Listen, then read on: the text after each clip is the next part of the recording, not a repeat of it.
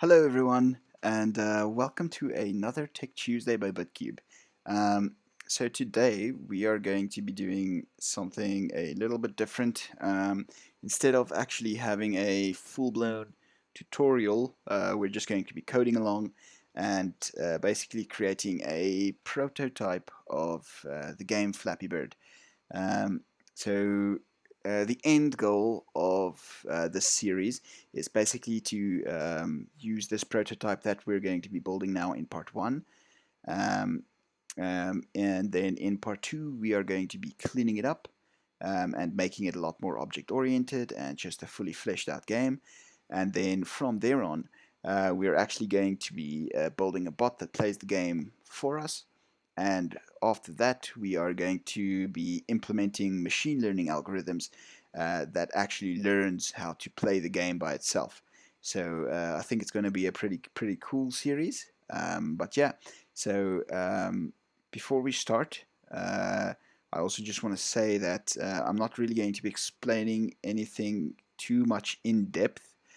Um, but yeah, I think you guys should still be able to follow along.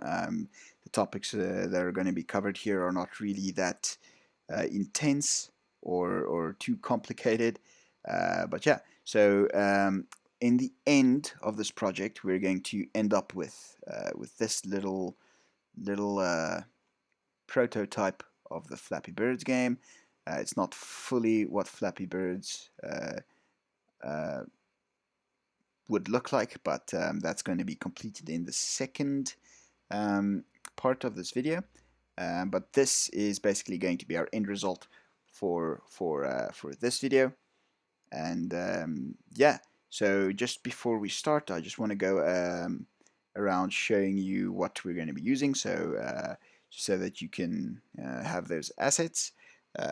So first off, we are going to be using the processing framework. So this is just a nice little hobbyist framework that you can use to do a lot of creative things like create games or um, do some creative designing, a lot of stuff like that. It's really fun to use, um, and yeah, you guys can go wild with it. The second thing we are going to be using is from the actual creators of Flappy Birds. We are going to be using their asset pack. Where is it now? This one. So we're just going to be using this one to get the pipes and the actual bird models. And for the later parts, we're going to be using the scoring system and the menu and all of that stuff. And yeah, so actual fun thing is, if you guys are interested, you can go ahead and check the Flappy Bird source code, the full JavaScript game. But yeah, we're not going to be, that's not going to be related to this video at all, because we're going to be coding it from scratch using our own ideas.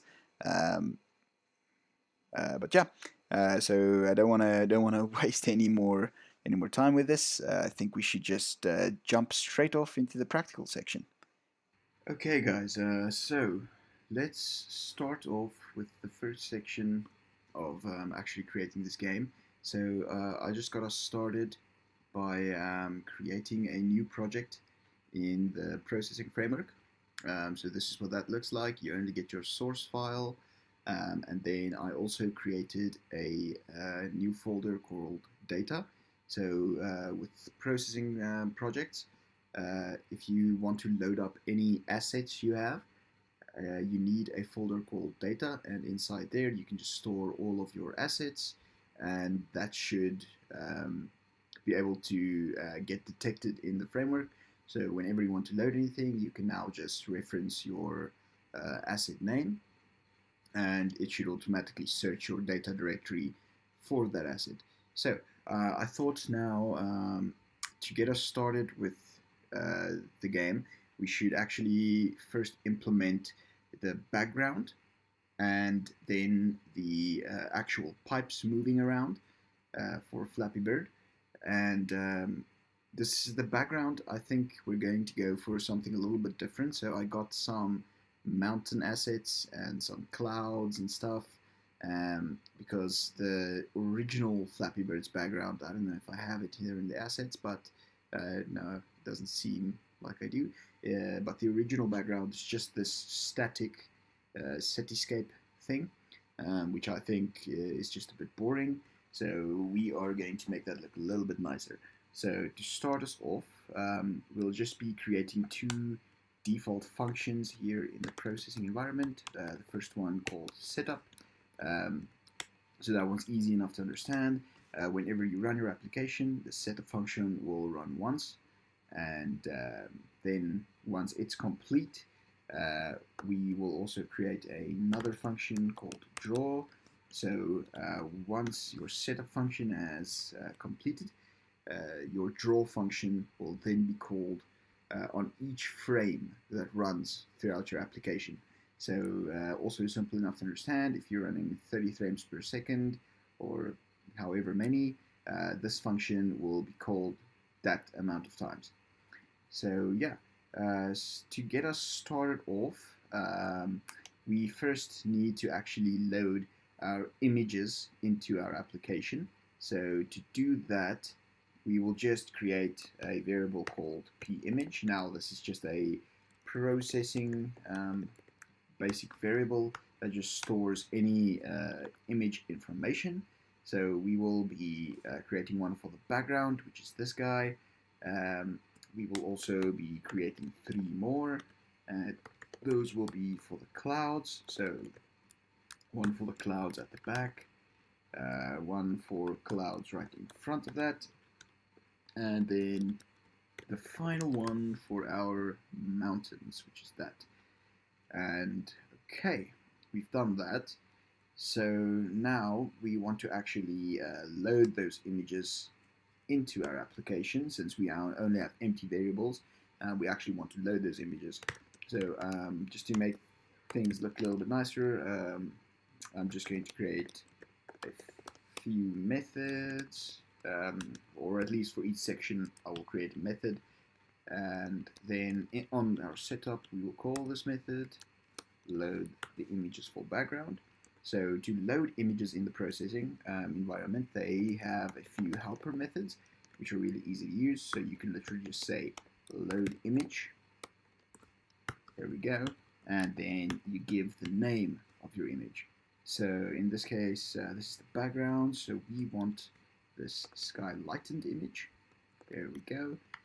We're just going to go ahead and copy this 3 more times since we want it for our clouds background, our clouds front, and we also want to load our mountains. There we go. And now we'll also just use the corresponding asset names for these. The clouds in the front will just be this one, and then our mountains, which will just be these glacial mountains. And also don't forget to add the extension for your assets, because that is required. There we go. Awesome. Now that we've loaded these images, we actually also do want to resize them to whatever our window size will be, because currently they're being populated with their full resolution, or if it's a low resolution it'll be small, or high resolution it'll just be a big image, depending on the size of your canvas. So in our setup function here, we'll start off by creating a canvas with 600 width and 450 pixels high. So if we start this, you'll see this is here we go. This is our window, and for this first part of the video, we will not be making this dynamic, but in our second part we will be making everything dynamic and much more object oriented, from the pipes to the background to the bird itself and the scoring system and all of that. But for our first part here, like I mentioned in the intro, we just want to get a functional, or at least somewhat functional game. So yeah, okay, so in processing we just have this helper method as well called size, and as you can see when I ran it, it just creates a canvas of whatever size you specify. So now we can see that our canvas size is 600 by 450. So we would just like to resize all of our images to be that size. So our background, the image variable has a nice method called resize, and a lot of other uh, basic image processing methods that you could use provided by the processing environment. But in this case, we just want to resize it according to our canvas. So 600 by 450, and we'll just copy this for all the other ones as well. Whoops. There we go. We'll use it for the front, and we'll use it for our mountains as well. There we go. So now that we've loaded up our images, we can actually start using them on our canvas to draw with. So our next function would then basically be, I think we'll just call it render background images. There we go. And to render images on your page, you would just use a function called draw image, which will place inside of the draw function, because you want to draw this frame by frame if they are going to be moved actually. So for our first one, since the only let's split this up into two. Void render static images. So these will just be called once and only drawn once, just to save some memory. So this will be our background, and then we just want to specify where we will load it up. So we're going to start it off at position 0, 0, and I'll explain how the coordinate system on the processing canvases work in a second here. Let's just load up all of our other images as well. We'll just use the same coordinates, and then we'll play around with that just to get them to look a bit nicer. So we have our clouds, clouds background, clouds front, and also our mountains. There we go. And now we can just call these. So on our setup, I think we can just render our static images right after we've loaded them. And then on our draw images we want to manipulate, we will just draw them here on each frame. There we go. So you'll see now that if we start it off, it's just going to look a bit yucky. So here we go. We have our background for our mountains, but we can already see that's a bit too high up. We have our clouds front peeking out a little bit here. So yeah, we definitely want to lower this mountains, and then we have our back clouds sticking out here, but I think we can move that up a little bit higher as well. So okay, let's start off with that. So our clouds, or at least let's go for our mount. Okay, let me start off by explaining the coordinate system first. So point 0, 0 on our canvas will just be here in the top left corner, and then the x-axis will just work as any normal one would.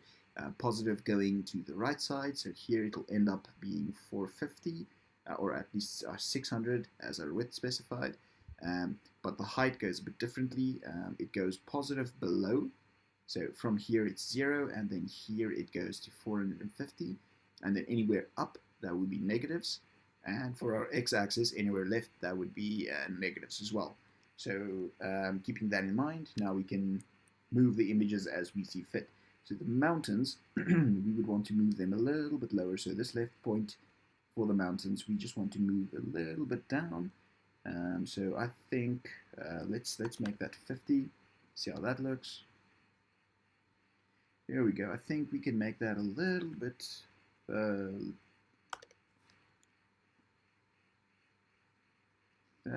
60 should be good.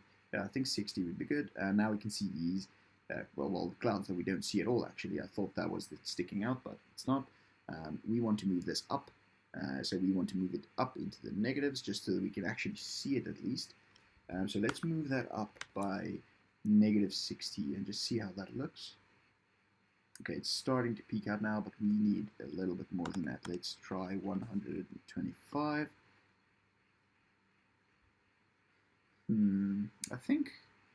I actually think I like that. That would be good. Once it actually starts moving, it'll look cool. So our clouds at the back, we just want to move that up a tiny little bit. So let's move that to -50. There we go. You know what? I think a little bit more would work. Let's add 15 pixels. Yes, that looks nice. But then this one, let's make that 35. That looks good. Okay, so now we have our static background set in place, but obviously this now looks a little bit boring still. If we just went and made Flappy Bird the way it was, we could just keep this static and then create everything else. But I think if we actually make all of this move and scroll to the left, that would be pretty cool. So what we are going to do with that is create a parallax scrolling effect. And just to explain briefly what that is basically we have these now 3 separate sections of our images, and we want to scroll each and every one of them at different speeds continuously to the left or to the right, however you want to. We're just going to make them scroll to the left at different speeds just to create a basic illusion of perspective. So to start doing that, as you can see here, we have the widths while we're rendering the images. So we want to, the left position, we want to manipulate that to constantly move left now. So to do that, easy enough, we can just create ourselves a few variables. Cloud back, oops, whoa, clouds, damn it, clouds back, X position, equal that to 0 because that's the starting point. We'll create another one, clouds back, front X position, which just starts at 0. And we'll create a mountains X position, which also starts at 0. There we go. And we can just attach that here onto our left positions. There we go. And just add that X to match the variables. Okay, cool. So now they all start off at X. So as I said before, this draw function gets called each frame. So each frame, we want to move these pictures a little bit more to the left. And I think what the strategy we would go with is basically moving this top image the slowest, moving the clouds here behind the mountain a little bit faster, and then moving the mountains at a much faster speed. So to do that, also easy enough, we would just use these variables, cloud X, since it's at 0. Now we just want to move it 1 pixel left each frame. Our cloud front X, also easy enough, we just want to move that left by, let's try 1.3 frames, so that's just a little bit faster. And then our mountains, so for our mountains, I think we can go, let's try 1.8 pixels to the left. So if we start this, we'll see that they are going to start moving to the left. But as you can see, only issue we have left now is currently we don't have any images flowing with them to support this parallax effect. It's just the static images just went left off screen and then just created a trail, which is not what we want. So in order to fix that now, we can actually go ahead and just duplicate all of these images. So we have a clouds back 2, and then definitely we are going to need to duplicate the variables as well. But we are going to change their starting points. So as this first picture of the clouds starts at, let's play this, starts at the, right. So what is happening right now? Just fix that. There we go. So as we can see, the this clouds start at this point, and this is the point 600. So we want to render our new image here at the edge at 600. So that's where we are going to be using this new variable, cloudx2, and we are going to start that at the position 600, which is right next to the other clouds. And we are going to duplicate this method for this the other background images we have as well. So here we go, mountains, mountains 2, and then mountains x2, starting at 600. So obviously we don't need to do this for the background, since that's just going to be a static blue background. Here we go. Okay, so we have that now. Their starting positions. So now we're just going to have to actually load them in as well. So let's load in the second clouds. We'll load in second front clouds, and then our mountains. And we're going to have to resize them as well, since they're still using their full resolutions. But that's easy enough to fix. There we go. Okay, so now we've resized all of them, and our final step to just basically closing that gap of where the images don't re-render, we will just okay, first we need to load them as well. I almost forgot about that, but that's easy enough as well. We'll just use their same variables, secondary ones variables, there we go. And here for the mountains, that too, just those variables, there we go. Awesome. Now that we've done that, we also want to move them to the left. So to do that, same thing, we just want to move them at the same speeds, otherwise they are going to overlap. And here we go. So now we'll have two images side by side scrolling, but we'll still, after the second image gets to the end, we're still going to have the issue of not having any more. So to fix that, it's also pretty easy, but now you can see that we have at least a nice startup here. There we go, there we go. Awesome. Okay, I forgot about this issue. We're just going to have to render this static image here with the image draw. See, otherwise, as you saw, that fading effect where the images got rendered against the background image, that's what happens if you don't redraw it. I completely forgot about that. That's my bad. So yeah, even the static images need to be drawn each frame, but that's not an issue anyways. Doesn't take up that much memory. Okay, so now what you saw happening here is the images scroll, scroll, scroll. We'll fix these pixel gaps in a minute, but they scroll, scroll, scroll, and then they still get to the end. But now we can just use a clever little trick, which is going to be once the first image actually ends up at the end of the screen. So let's say this first image, once it ends up fully off of the screen, so we can just use its width to calculate that. So once its left position reaches -600, which means it's moved a full width of the canvas to the left, and that means it's just got off screen, we actually want to go ahead and set its position back to being 600, which is at the full, at the rightmost corner of the screen. So that means it's just going to start fading back in again. And then, since we have two images, we just want to do that for the second one as well. So now, if the second one then reaches the end of the screen, it'll spawn back to the front, and it will just go on in this continuous loop with the first and the second image.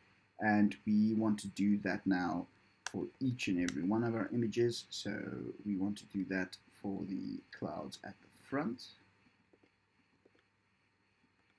And also we want to do that for the mountains.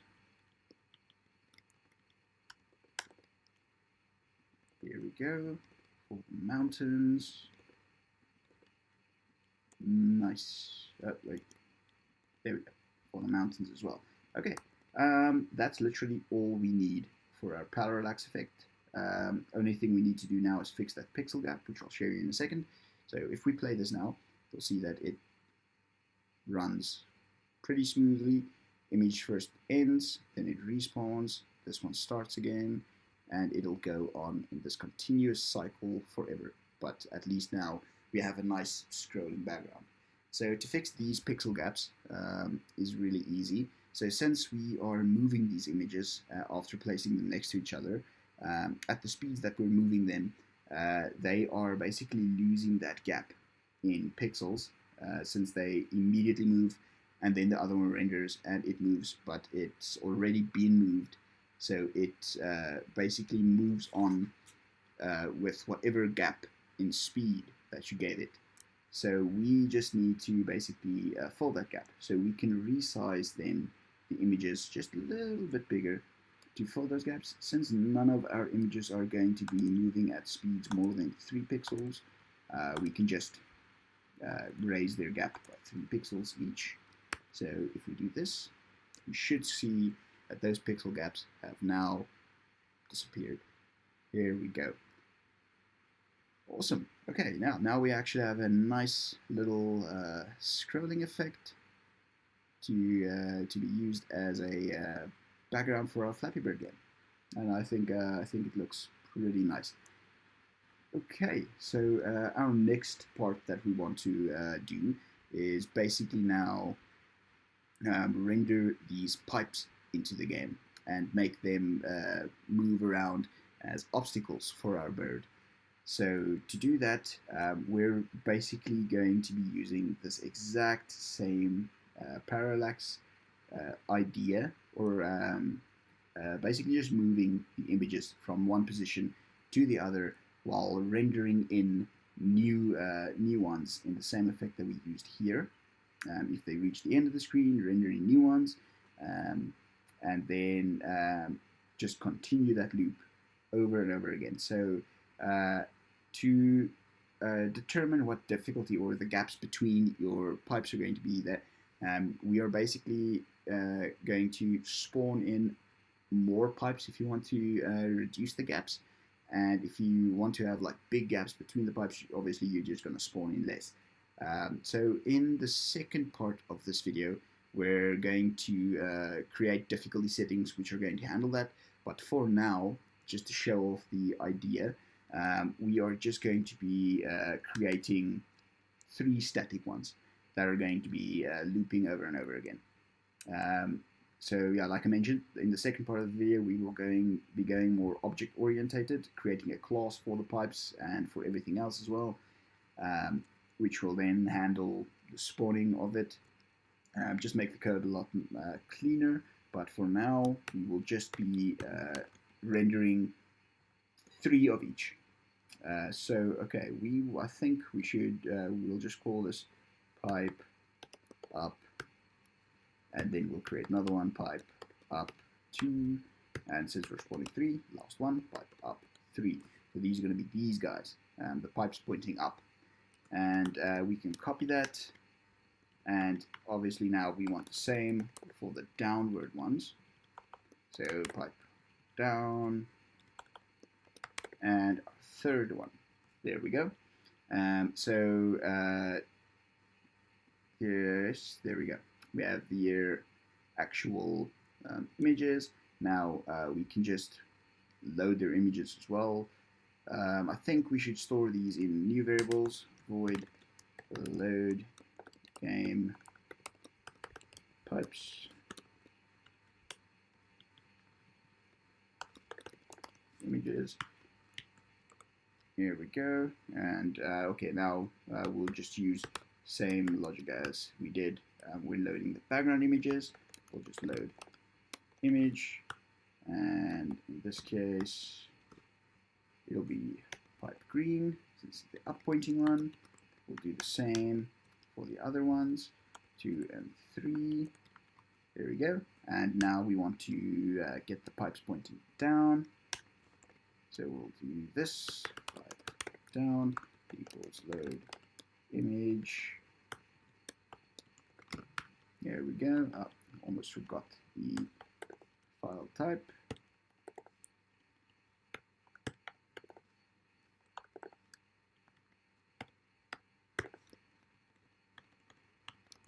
Awesome.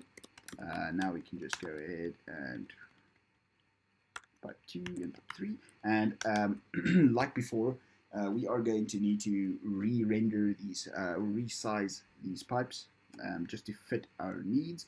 And yeah, okay, we'll just play around with that as well. So first of all, I definitely think we should make the pipes the same height as the canvas, so that way we can then just manipulate the pipes by pulling them down, and the pipes pointing the other direction, just pulling them up, just to create the gaps between. So that'll just make some calculations easier for us. So let's start off by just creating these. Dot resize. And I think let's start off by testing how it would look at the width of 60 pixels. And yeah, like I said, just the full width, full height of the canvas. And we'll do that with the other pipes as well, pipe 2, pipe 3. And the exact same thing with the downward facing ones. So here we go, do 3, beautiful. So that's our pipe loadings. Just copy this method before I type it in wrong. There we go. So our pipes are going to be loaded. Beautiful. Okay, so now we are going to want to render our pipes. Also, like I said, to almost the same effect as we rendered these background images. So that's not going to be too difficult. Let's just create a method here, render game pipe images. There we go. And now let's just create some variables for them, just to make it a little bit easier to handle. So first of all, we want their x positions. So this is going to be a little bit easier since pipe up and pipe down always are going to be at the same x coordinate, because they're going to be on that same x-axis, but their y-axis are just going to be changed to determine the gaps. So to start us off, we will just be using float, and I think we should just call it pipe x. Equals to our first one. We'll start off screen because we want them to spawn in this time. We don't want to have them display on the screen immediately. So we will just start it off at the end of the screen at 600. And now here is where you can play around with your gap differences. So I think our second pipe should just be 300 pixels spread out. So we can have that as 900. And then our last pipe should then be 300 as well. Just keep that constant. 1200. So we can create a variable to keep that constant, which we will do in the next game, because we were going to be using that for game difficulty settings. But yeah, that's left for the next video. So okay, now we have our actual left and right values for these pipes. So we can start using them to spawn them in. So just like the backgrounds, we're just going to now load these up. So image, we want our first pipe up, and we want that to be spawned in at the x value that we set. And it's we're just going to keep these all at 0 for now, and we have 5 more to use. So pipe up 2, 2, pipe x 3. So you can just use these same x values, and now just use the down pipes. So you can do that. Set these guys. So if we call this now in our render method, actually, you know, it's no point calling it right or showing you right now, because now it's going to be displaying off screen. So if I do play this now, you'll see nothing. Nothing's going to be happening right now. So what we want to do now is actually move these guys back. So we'll use the same effect that we used in our parallax scrolling will just be listening the x values. So I think let's default it to 2.8 just as a test. And obviously now we have to move all of them at the same speed, otherwise they're at some point going to overlap, and that's just going to look weird. And now for lastly, otherwise if you let's play this and you'll see. So here we go. I actually think the width for the pipes are also good. So they'll go, scroll, scroll, scroll, and then they'll just disappear. So to fix that, we can now just use the same thing we did for the parallax scrolling, just detect when they're off screen, and then reset their values back to the front. So if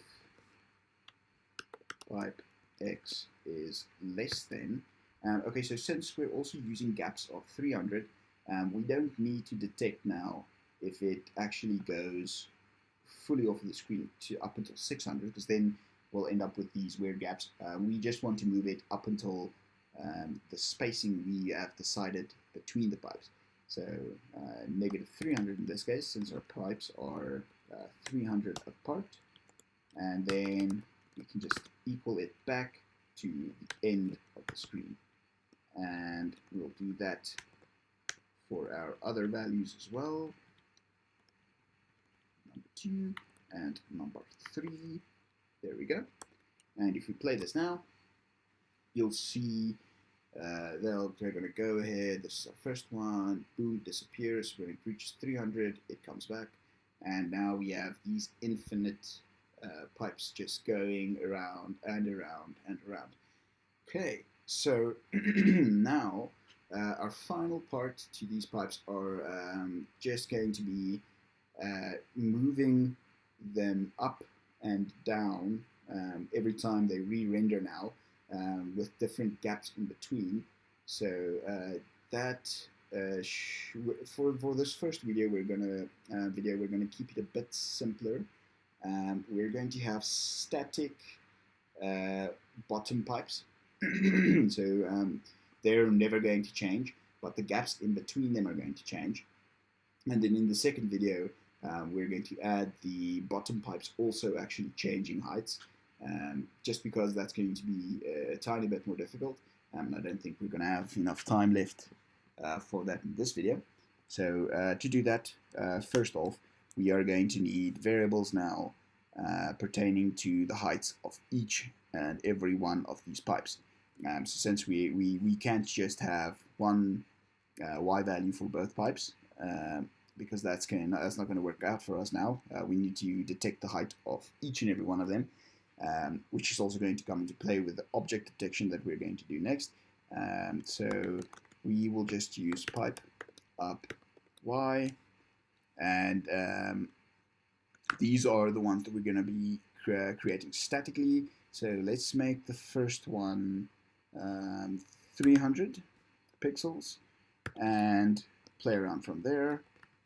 Second one, we'll make that, let's make that 200. And the third one, let's make that 400. There we go. Now we can just attach these to our pipe ups. So pipe up y, and just use the second. This is the second one, and then here we'll use the third one. There we go. And now, okay, we're also going to need to do the same for the pipe downs. So let's start off by just creating some static ones for them, and we're going to change those into dynamically changing values in a moment. So first of all, we'll use pipe down y. I'm just going to equal all of these to 0 for now, since we're going to be playing around with them, just to see how they look. And our third one, there we go, and we'll add those here.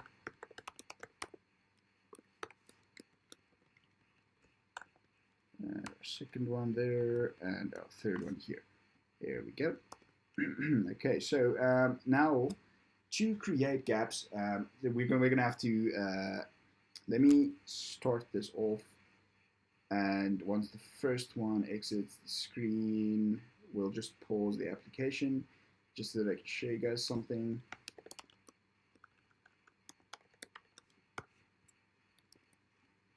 Okay, let's just wait this out. Bam, bam, bam, bam, bam, bam, bam, bam, bam, and it stops. Okay, so now that we have these pipes in their stop state, we can actually figure out what height we need to set to this pipe pointing down so that it can touch the edge of this pipe pointing upwards. So to do that, I think that should be fairly simple. So we have this point here. So for this specific pipe, we know that it is 200. That's fine. So this one is 200 pixels down right here. So we also know that all of our pipes, we've resized them to be 450. So in order for us to get this up, we have to move it up by negative 250 pixels. So let's just test that out, just see if that actually works. Negative 250. Oh wait, that's the wrong one. Whoops. Negative 250 for the second pipe. There we go. So as we can see now, they have they're touching edges right here. So now we just need to figure out how to do that dynamically, and I think that should also be easy enough.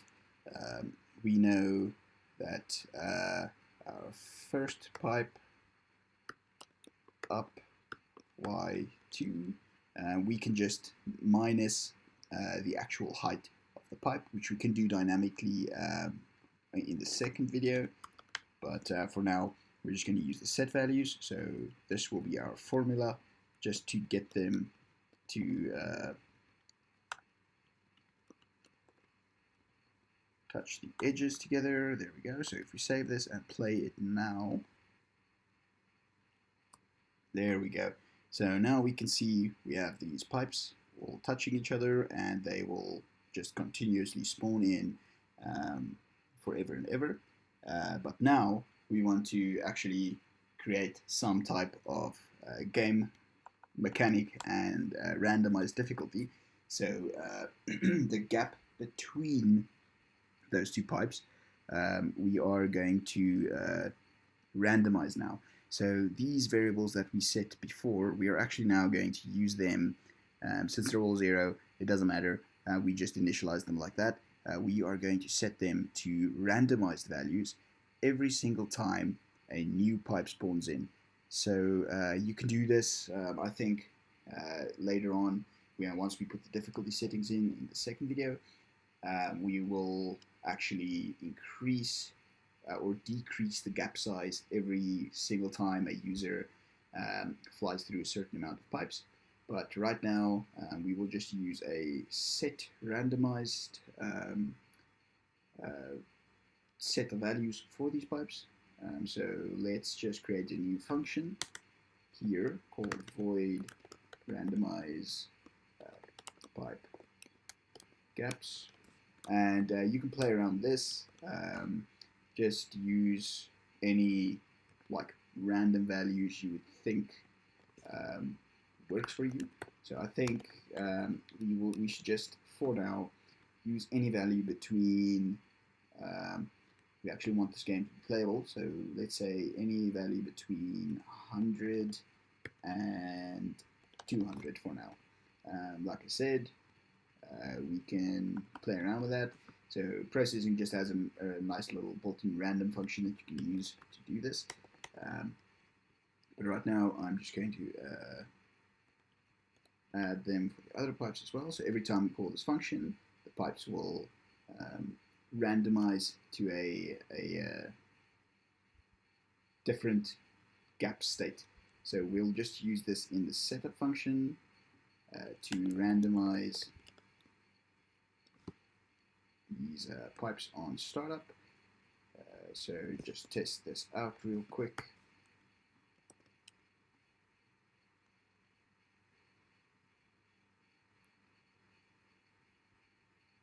That did absolutely nothing. Did I actually sit? Oh, okay, that makes sense.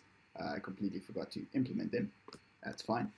So now we can just implement them. So we know having this formula will get the pipes to touch the edges. So now we just want to remove more values from it, which will just be the gap we randomized. So that's simple enough. Just use that. Just add it to this one as well. And then finally to this guy. There we go. Awesome. Now if you play it, it'll just randomize heights in the beginning. So I think for the amounts we set it now, it's going to be a little bit easy. So we can actually now just try and lower that. Let's try it between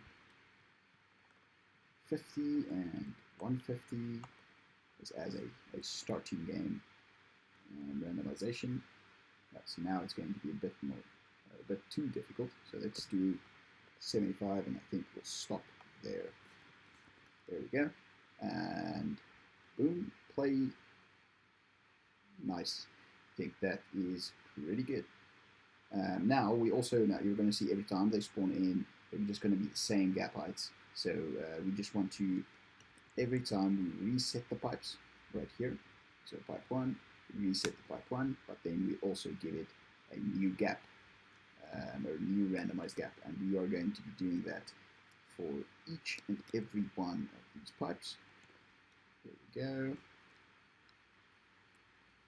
So now you should see this one's whatever gap that is, but now it's changed a little bit. It's got a little bigger, it seems. That gap there. Now it's gotten smaller, and as you can see, they will just now constantly be changing. So yeah, okay.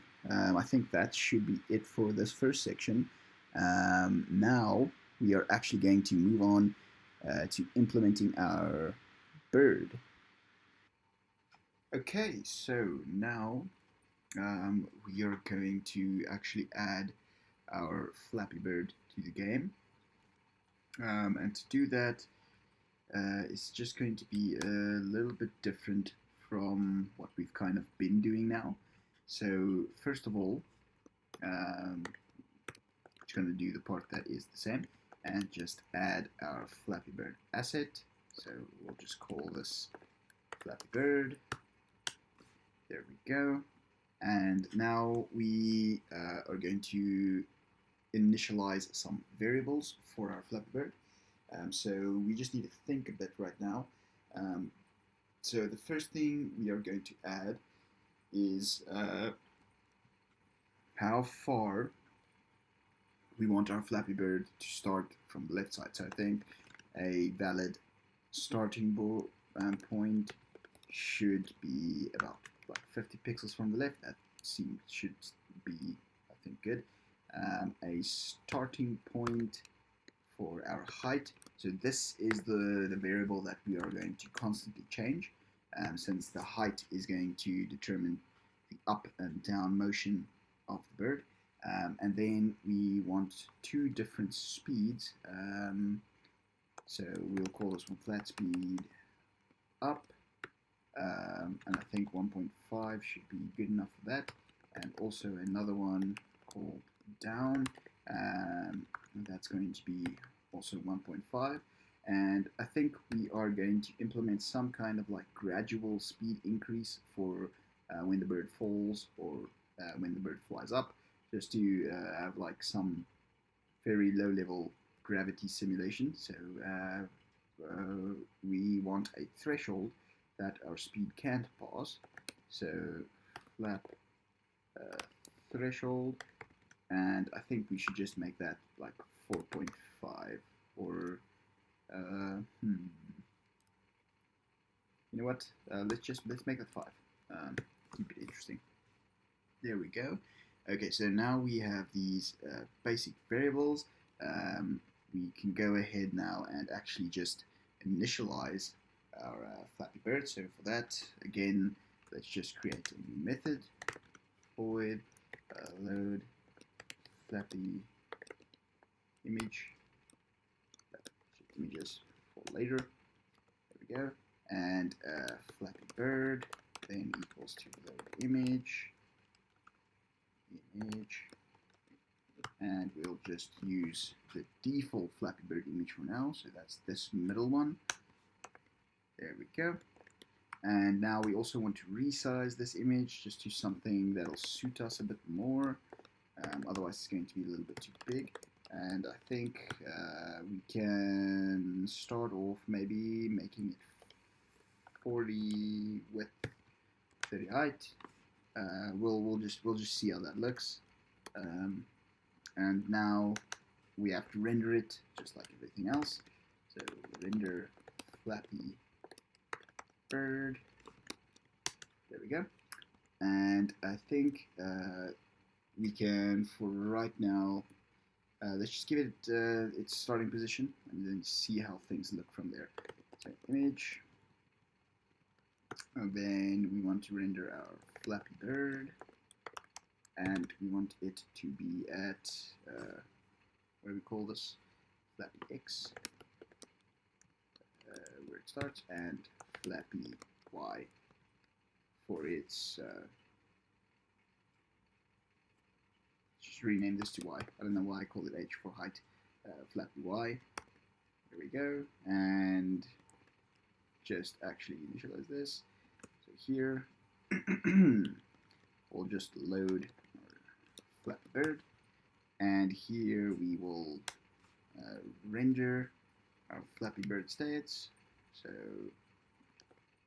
let's call that there, and we should end up with,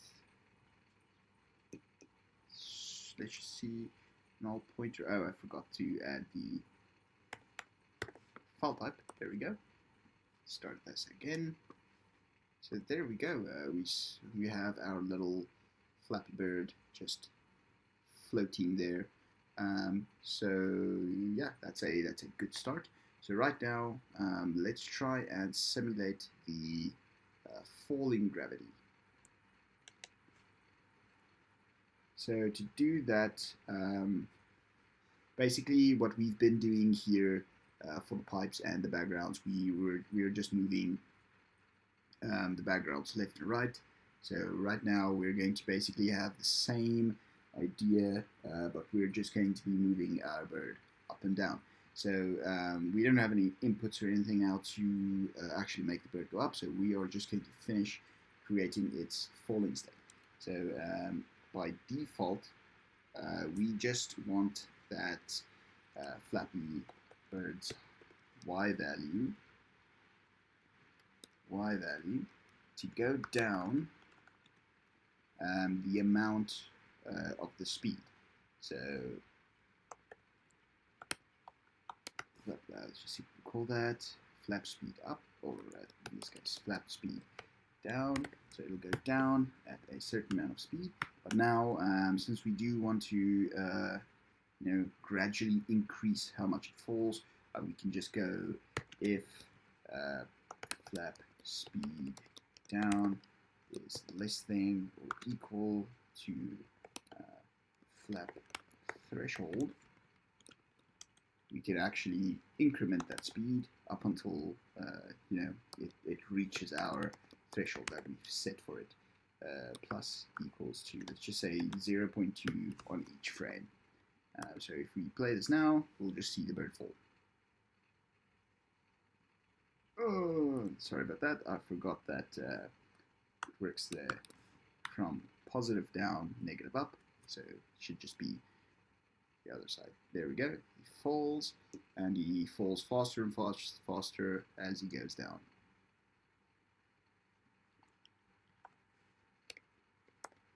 Just want to see if we increase this a little bit more, if it doesn't look nicer. Okay, just falls faster. Let's keep that at 0.4 just as a nice little middle ground.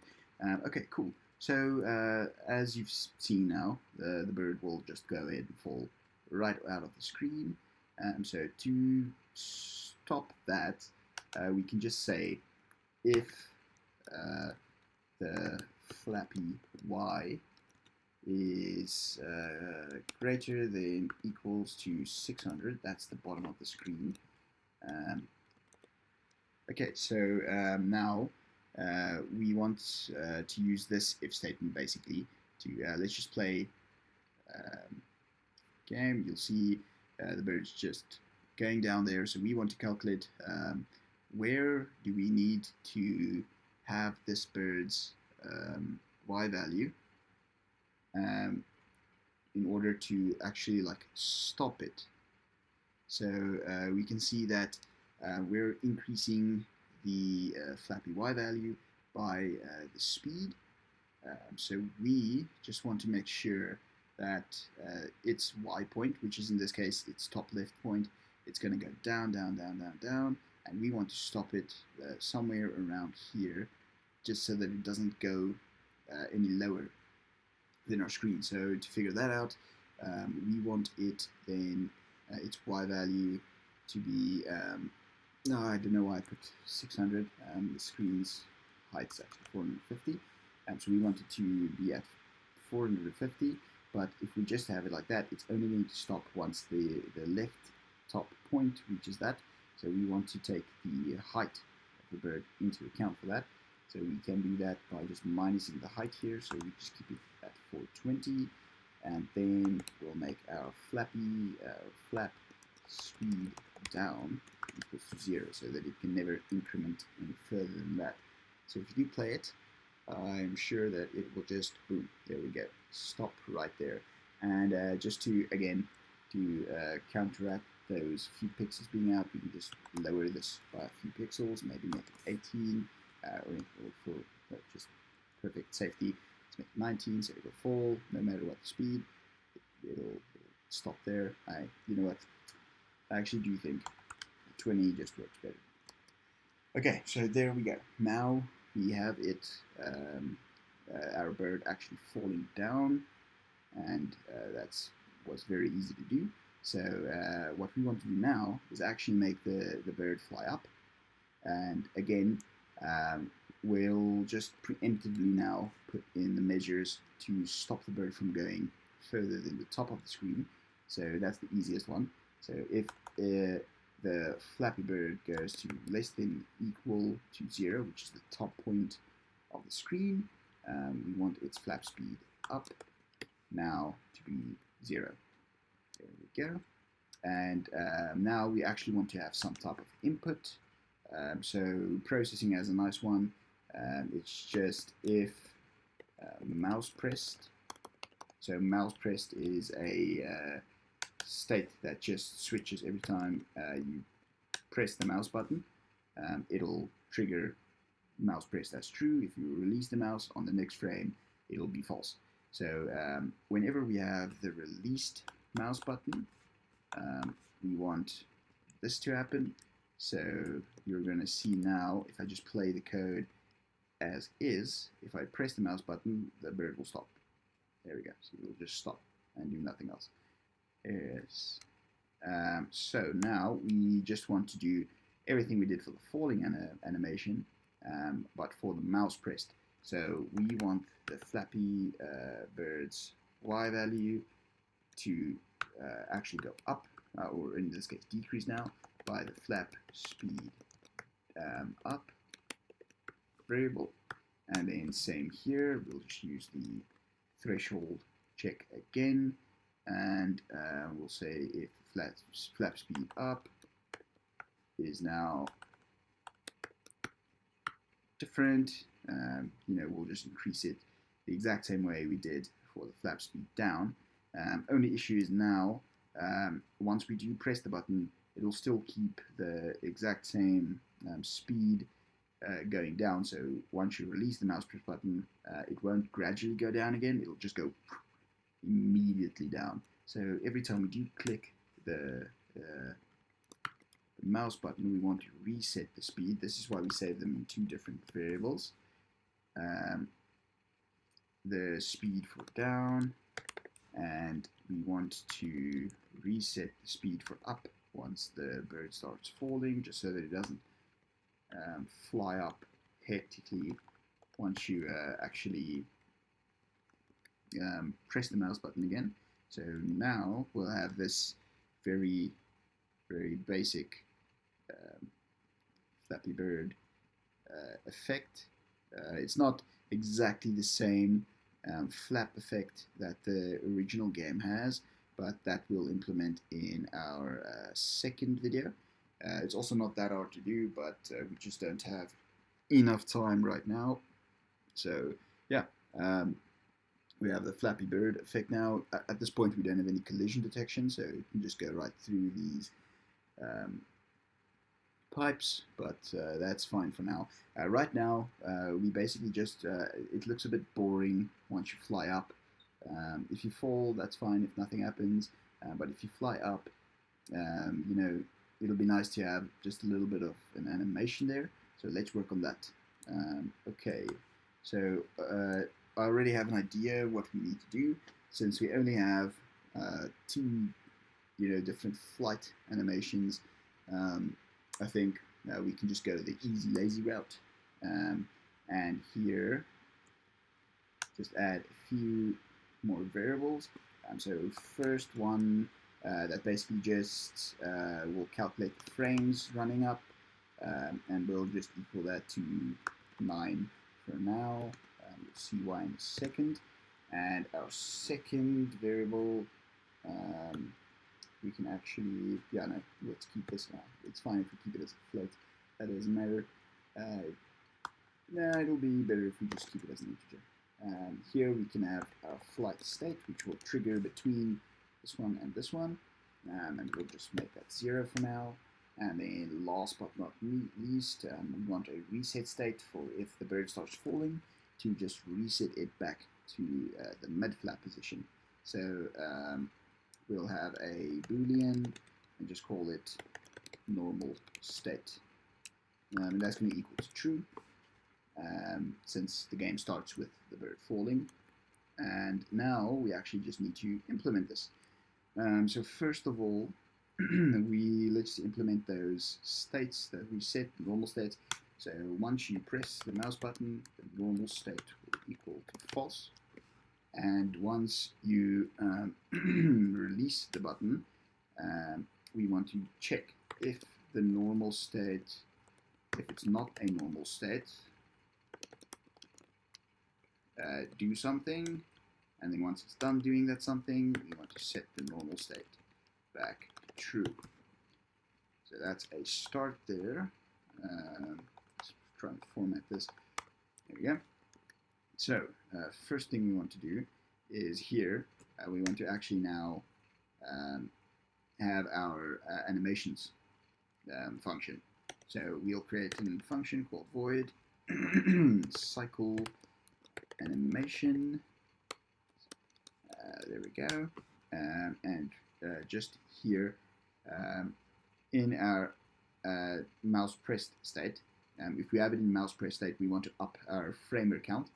So framer plus plus, and this should happen just before it actually goes into the cycling of the animations. So in here, I'm not going to explain this in depth, but I think you should be able to see what's going on as I implement it.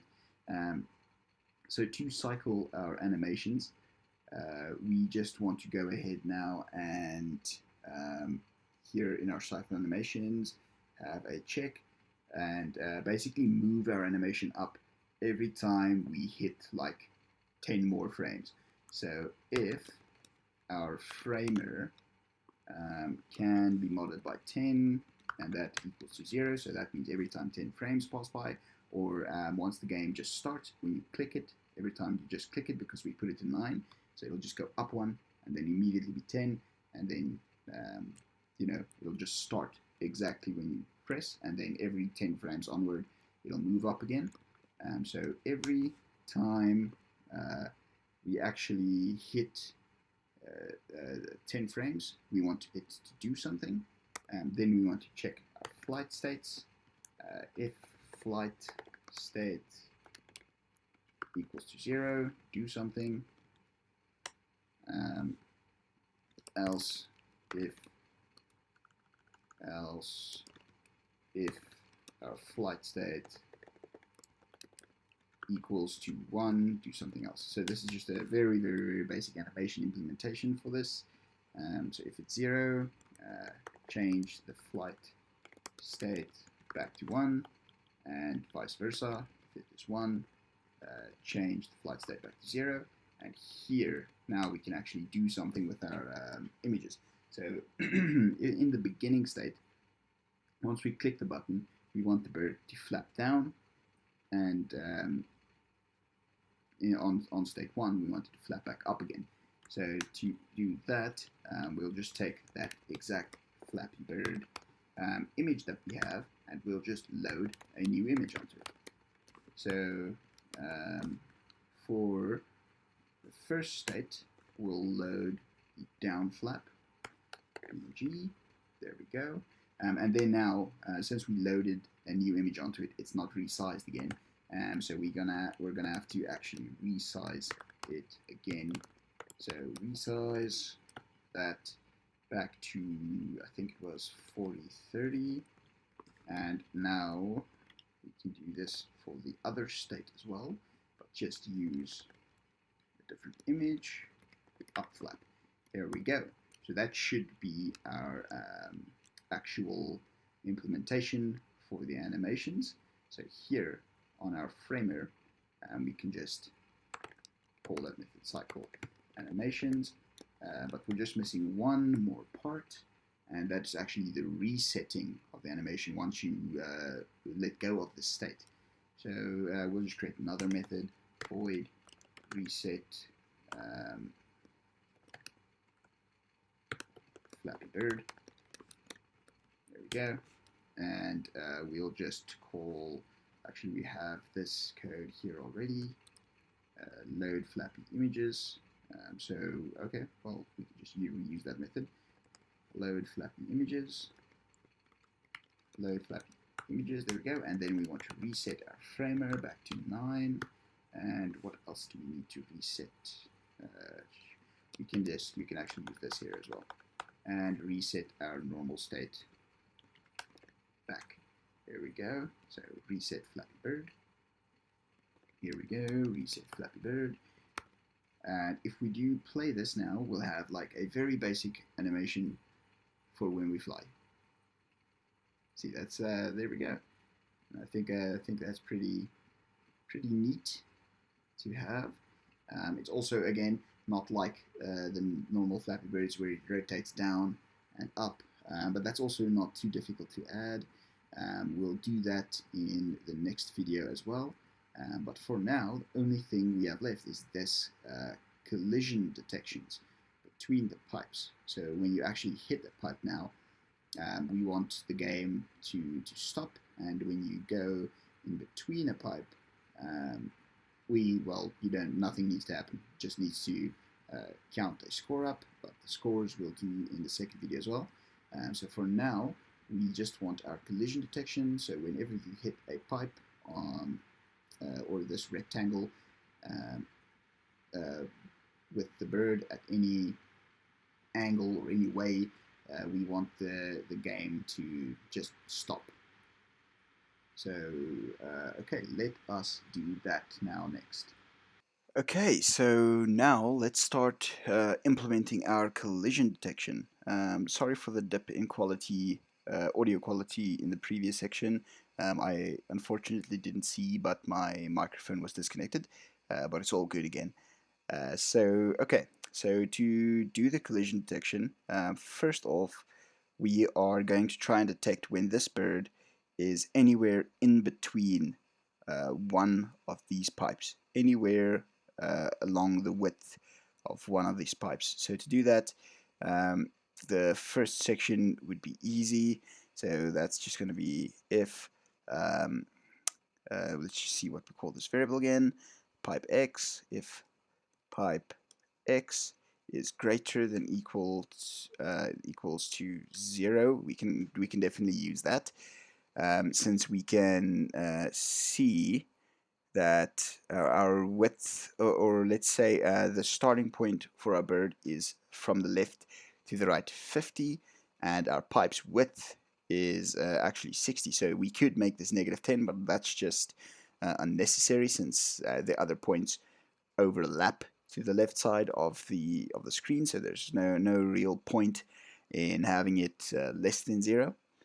So if the pipe is greater than equals to 0, and pipe x is less than equal to, we can say about 90, since the width of the pipe is 60, and then we also need to add the width of the actual bird, which is 40, so that ends up being 100. But then we also have to take into account that overlapping section at the left, which, like I just said, was -10. So we can add that all together, and we end up with 90. And then we can maybe just give it a little bit of grace period as well, since I think if we use 90, it's going to actually stop it like just a pixel too far to the left. But we can test it out now. So if we do this, I need to implement this method I just created first as well. So here, the collision detection on the draw. Let's just find that method on the draw. We want collision detection as well. So now, if I play this, I think it you'll see the bird go, and then it'll stop right here. But as you can see, like I said, it's just like a pixel or two a bit far to the left hand side. So we can make that a little bit less. I think 89 should suffice. So let's quickly see. There we go. Still a little bit too far. Let's try 88, and then we'll just leave it there. I don't think it's necessary for us to go any further than that. Now, okay, so we have that. Now, we want to say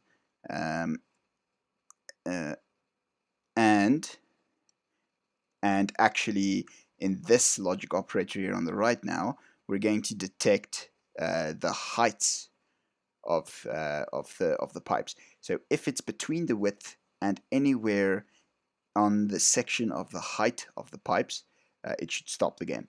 So we're going to work on the pipe going upwards right now.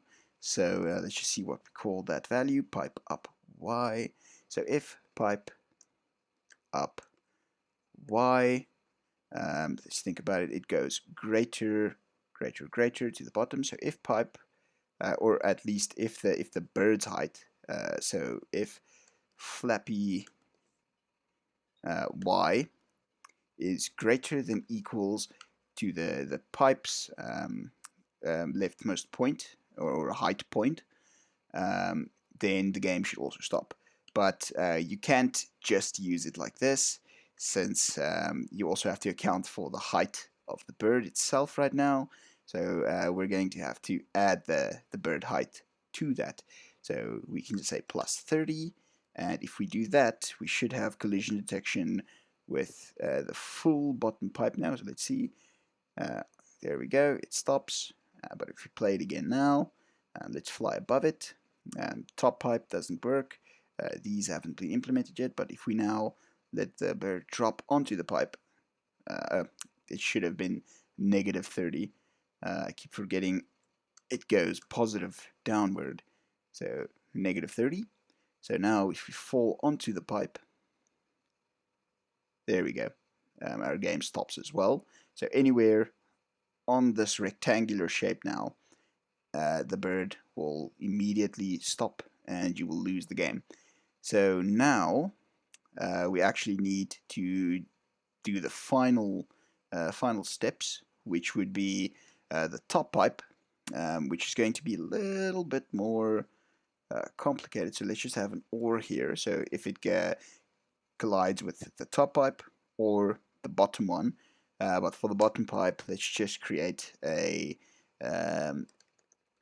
new variable called bottom detection um, float value, which is going to equal, let's just implement it here first.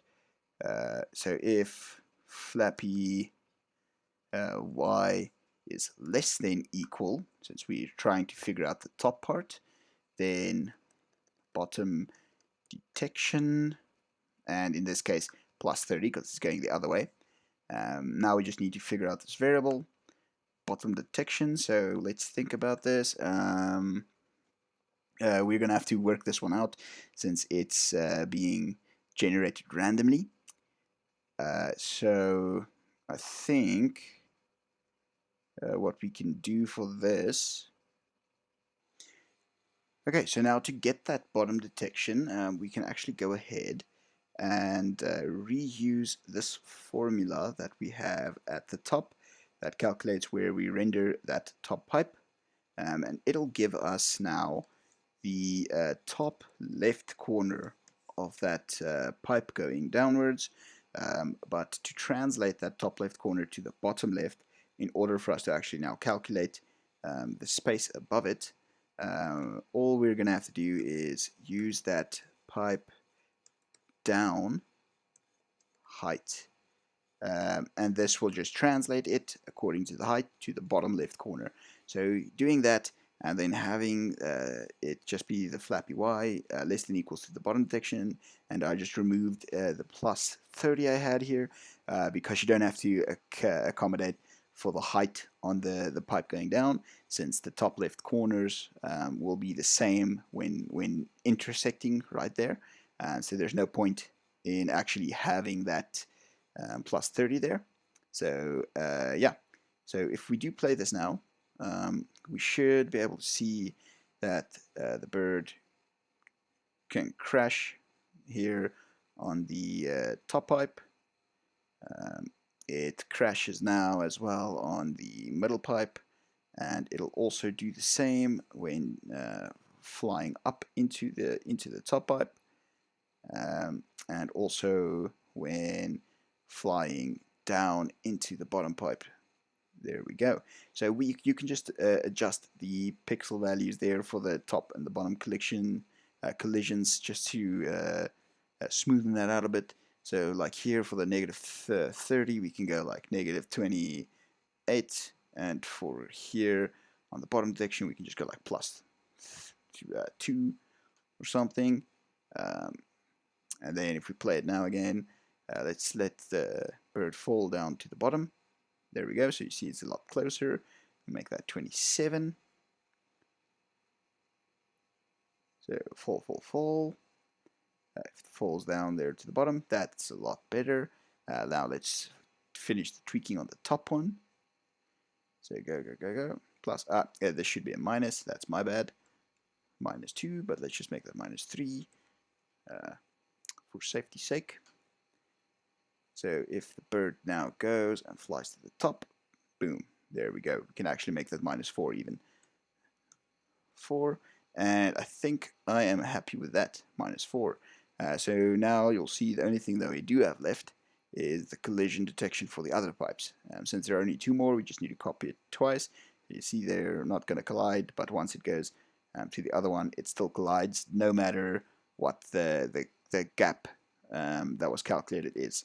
So now all we need to do is just copy this method of detection twice over and replace the values for the secondary pipes,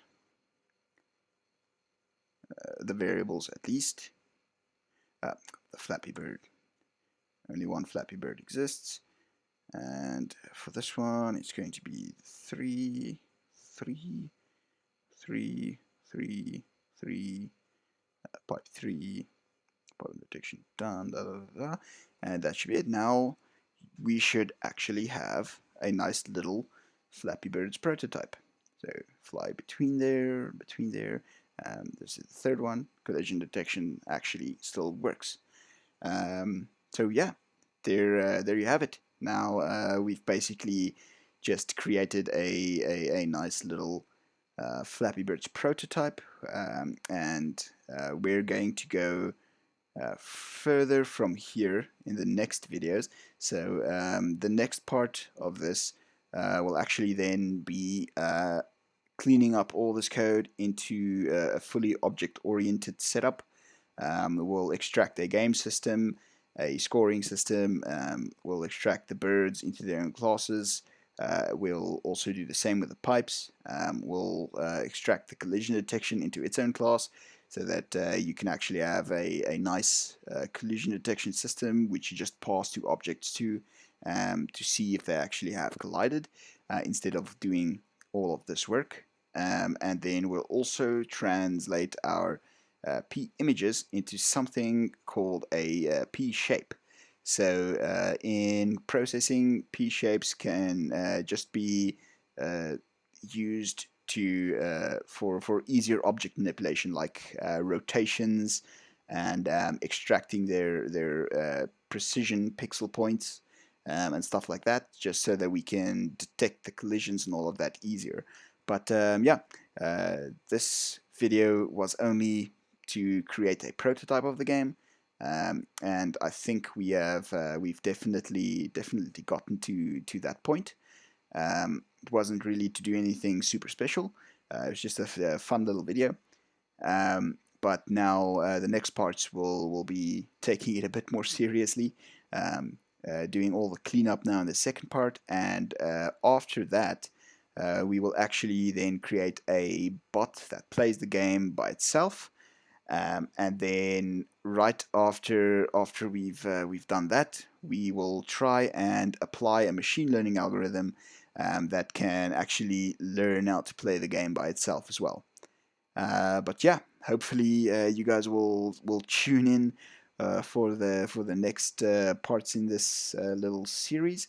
Hope you actually enjoyed it, and maybe even learned something.